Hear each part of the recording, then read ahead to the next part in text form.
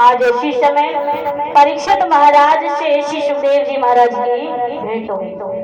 यहाँ ऋषिगण सभी विराजमान हैं, लेकिन सभी से एक ही शब्द पूछ रहे हैं कि ये बताओ मनुष्य का कल्याण कैसे होगा। उसी समय सुखदेव जी का आगमन हुआ है और चरणों में साष्टांग प्रणाम करने के बाद जवाब दिया, प्रभु ये बताओ मनुष्य के कल्याण का मार्ग क्या होगा। जिस मनुष्य के जीवन में 7 दिवस ही बचे हो उसके जीवन का उद्धार कैसे होगा। परीक्षित ने हमारे लिए पूछा था, अपने लिए नहीं पूछा था, क्योंकि अगर परीक्षित को तो पता था कि मैं 7 दिन से पहले मरने वाला नहीं हूँ, लेकिन हम और आपको पता है कि हमारा कब गला दब जाए, कब मृत्यु हो जाए, नहीं पता। इसीलिए सुखदेव जी ने जवाब दिया कि श्वास श्वास पर कृष्ण भज और प्रथा श्वास जन खोए, या श्वास को फिर भैया आवन होए न हो। या कथा कह रहे हैं और कथा कहते कहते हमारी श्वास रुक जाएगी, कोई गारंटी नहीं है कब रुक जाए।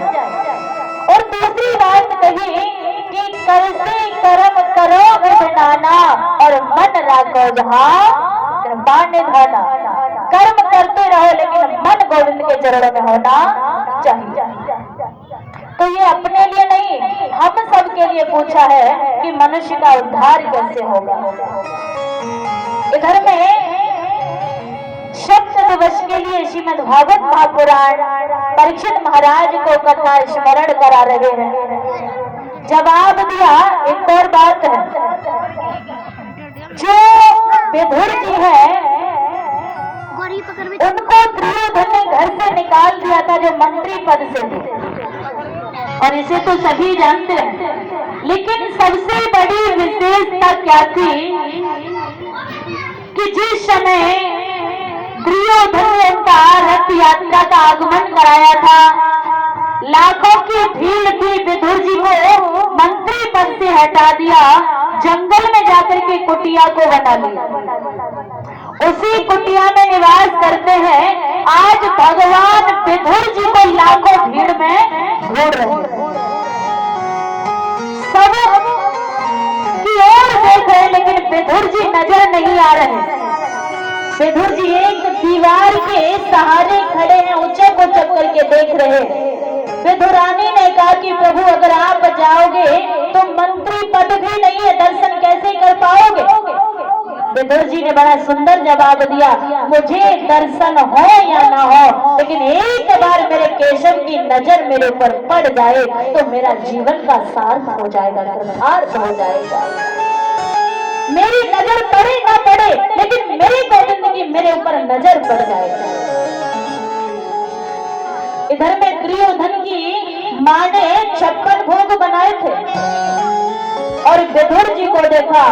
उसी समय दुर्योधन ने कहा कि हे केशव, आप चलिए, मां ने सुंदर सुंदर प्रसाद बनाया है। भगवान ने जवाब दिया, हे दुर्योधन, मनुष्य भोजन 2 परिस्थितियों में करता है।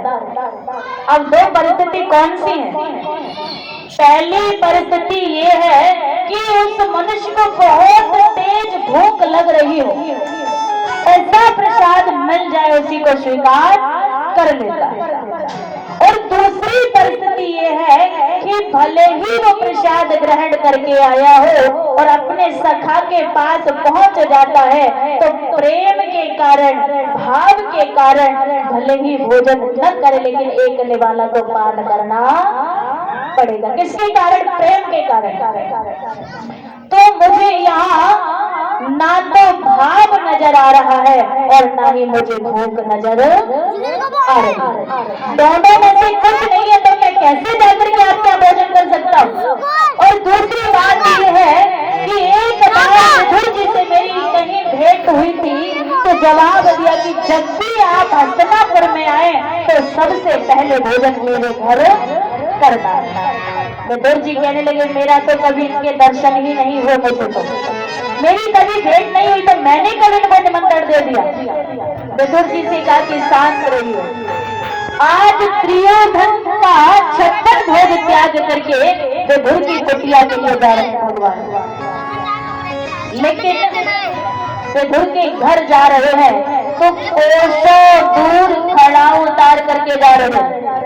विचार करिए, भगवान जब भक्त के घर जाते तो नंगे पांव चल करके जाते हैं, और भक्त के घर जब नंगे पांव चल करके जाते हैं, और जब मनुष्य गोविंद के दरबार में आता है तो खड़ा उसकी छाती पर पहन करके पहुंच जाता है। जाता है कि नहीं जाता?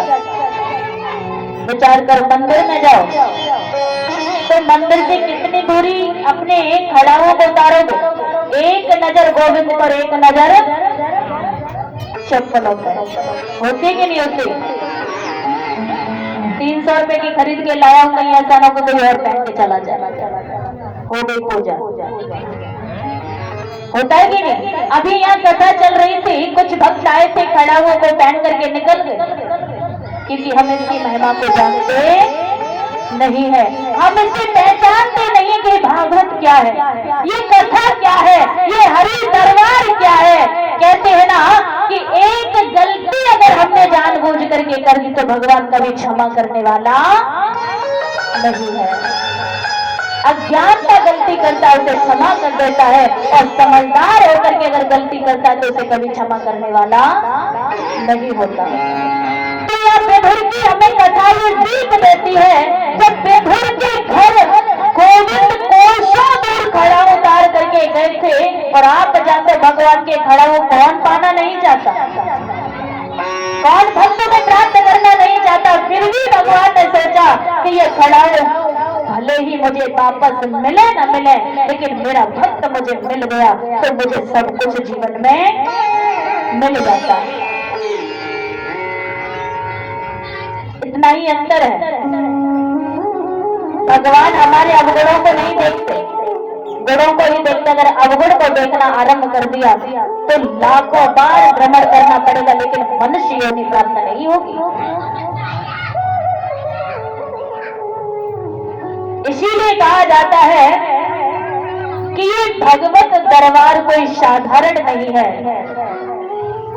आपको मैं दृढ़ विश्वास से कहती हूँ, आपके मन में कोई भी बात का भाव चल रहा हो, आप संकल्प लेकर के देखिए, आप अपने मन में धारण करके देखिए, दावे से कहती हो कि मेरा ठाकुर आपकी भावनाओं को अवश्य पूर्ण करेगा। लेकिन एक बार आप उसे मान करके देखिए।